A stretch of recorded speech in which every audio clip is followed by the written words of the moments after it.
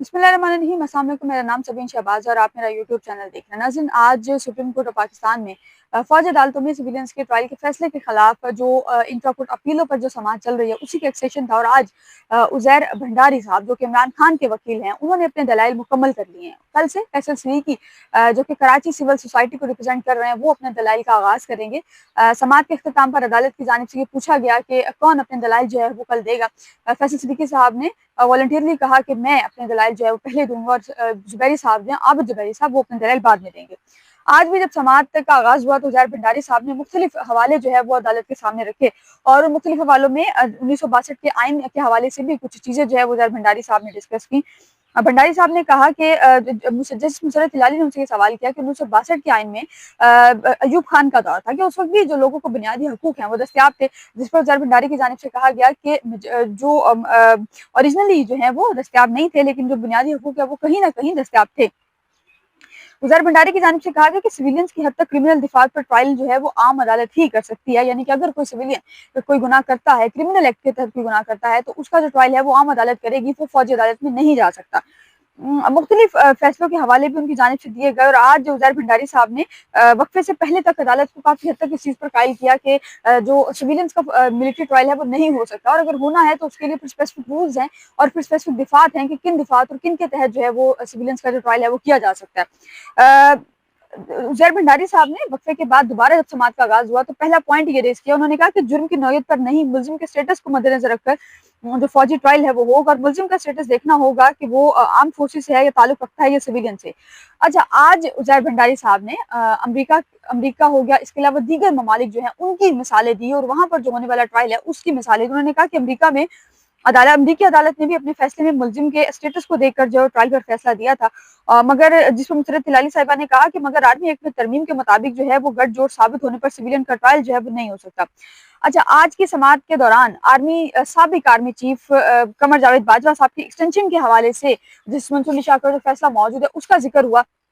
अब एक बड़ी दिलचस्प सूरत हाल जो है वो उस वक्त कमर अदालत में बनी। जैसे नेमत अफगान ने कहा कि साबिक आर्मी चीफ की मुद्दत मुलाजमत में तोसी का केस जो है वो मौजूद है, और आर्मी चीफ की मुद्दत मुलाजमत में तोसी का कानून नहीं था। सुप्रीम कोर्ट की हिदायत पर पार्लियामेंट ने आर्मी चीफ की तोसी के लिए कानून साजी की थी, जिस पर जस्टिस अमीनुद्दीन खान ने कहा कि उस वक्त एक नोटिफिकेशन के लिए सब सर जोड़कर बैठ गए थे, ये हमारे हालात हैं।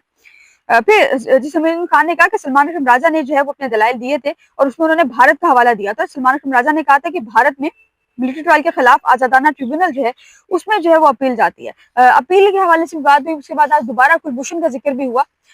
जस्टिस मुशर्रत हिलाली साहिबा ने कहा कि कुलभूषण जा चुका था, तो कुलभूषण के हवाले से मुझे ये बताएं कि ये अपील का हक तो कुलभूषण को भी मौजूद था। उस पर जो अटॉर्नी जनरल है आमिर रहमान साहब, एडिशनल अटॉर्नी जनरल, वो आए और उन्होंने फिर जो है वो अदालत को कहा कि उसके पास भी ये हक मौजूद था, लेकिन उसने जो है वो इस्तेमाल नहीं किया। और वो फिर उन्होंने इंटरनेशनल कोर्ट्स के हवाले से कुछ बात की कि जो बैन अवी अदालतें जो है वो इस हवाले से क्या रखती है, उस पर उन्होंने फिर बताया। भंडारी साहब ने कहा कि एबीएल केस में एतजाज एहसन साहब ने आपको ये बताया था कि जो ट्रायल है वो कैसे हो सकता है, और आज भी पानी पीटीआई का जो ट्रायल है, इमरान खान का जो ट्रायल है वो अदालत में, वो अडियाला जेल में जो है वो हो रहा है। अच्छा, आज इमरान खान ने जो खत लिखा था उस हवाले से भी बात हुई, और जो है वो जस्टिस अमीनुद्दीन खान ने कहा, उज़ैर भंडारी साहब ने कहा कि फेयर ट्रायल तो दूर की बात है, जेल में कागज का टुकड़ा तक नहीं ले जाया जा सकता। जिस पर जस्टिस अमीनुद्दीन खान ने कहा कि कागज का टुकड़ा नहीं ले जाने देते तो खत कहाँ से आ जाते हैं। अब यहाँ पर वो इमरान खान के खत को पॉइंट आउट कर रहे हैं, जो इमरान खान ने खत लिखे हैं, आर्मी चीफ को लिखा, वज़ीर आज़म को, आर्मी चीफ को लिखा, और चीफ जस्टिस को जो खतूत लिखे हैं उन खतूत का जिक्र यहाँ पर किया जा रहा है। फिर उस पर मुशर्रत हिलाली ने कहा कि हाँ, आजकल तो खतूत का तनाज़ा भी जो है वो चल रहा है।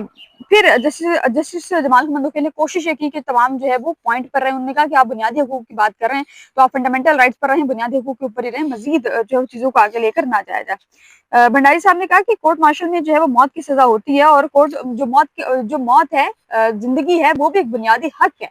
तो कोर्ट मार्शल की अगर आप बात कर रहे हैं तो कोर्ट मार्शल भी में भी जो है वो होती है। अच्छा, समाअत के दौरान उज़ैर भंडारी साहब ने जो यूरोपीय यूनियन का मौक़िफ़ है उसका हवाला दिया, और उन्होंने कहा कि यूरोपीय यूनियन ने हमें जीएसपी प्लस का दर्जा दिया था, और हमें यूरोपीय यूनियन ने ये रियायत दी थी कि बैनुल अक़वामी कन्वेंशन पर अमल दरामद से मशरूत है, और हमारे जीएसपी प्लस को खतरा लाहक है, और यूरोपीय यूनियन सिविलियंस के मिलिट्री ट्रायल को अच्छी नज़र से नहीं देखते।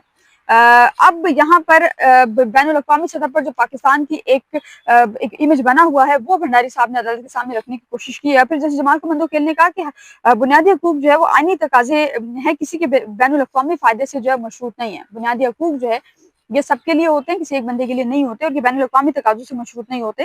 اس پر جسٹس مسرت ہلالی صاحبہ نے کہا کہ بین الاقوامی ذمہ داریاں ادا کرنا وفاقی حکومت کا کام ہے, سپریم کورٹ کا کام یہ نہیں ہے.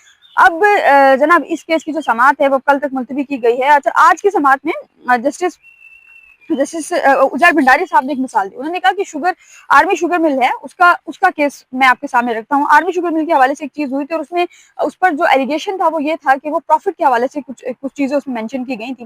تو انہوں نے کہا کہ یہ کچھ ہوا یہاں پر. تو پھر جو ہے وہ اچھا جیسے ہی آرمی کے حوالے سے کسی حوالے سے بات ہو تو جج جو ہے وہ اس چیز کو سائڈ پہ کر دیتے ہیں.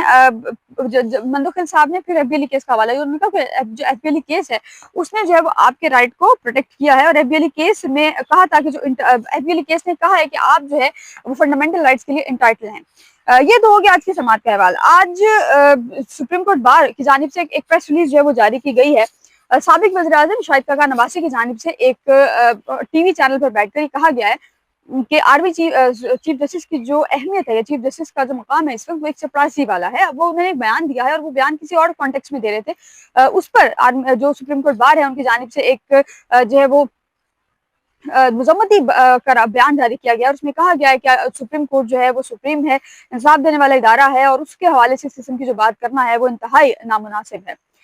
اب گزشتہ روز علی امین گنڈا پور صاحب جو ہے وہ ایک نجی ہوٹل میں ایک کانفرنس میں گئے تھے, اور وہاں پر ان سے ایک صحافی ہیں فرق بھٹی, انہوں نے یہ سوال کیا کہ عمران خان نے آپ کو 2 لوگوں کو انہوں نے نام دیا کہ 2 لوگوں کو کابینہ میں شامل کرنے کا کہا تھا. اس پر علی امین گنڈا پور صاحب نے کہا کہ میں جانوں, میرا کے پی کے جانے, میرا کے پی کے جانے, میرا عمران خان جانے, اور میں جانوں, یہ آپ لوگوں کا کام نہیں ہے.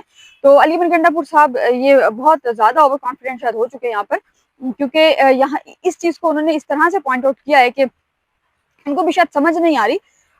یہاں پر جب ڈی چوک وہ آئے تھے, ریڈ زون کے جب وہ اندر آئے تھے, اس کے بعد وہ پھر جب 7 ضلع پاس کر کے یا 12 ضلع کراس کر کے وہ پہنچے تھے وہاں پر, تو وہ پھر میرا خیال ہے شاید اس کو علی امین گنڈا پور صاحب جو ہے وہ اب دوبارہ وہ ایکسپیرینس کرنا نہیں چاہ رہے, جس حوالے سے انہوں نے یہ بات کیا.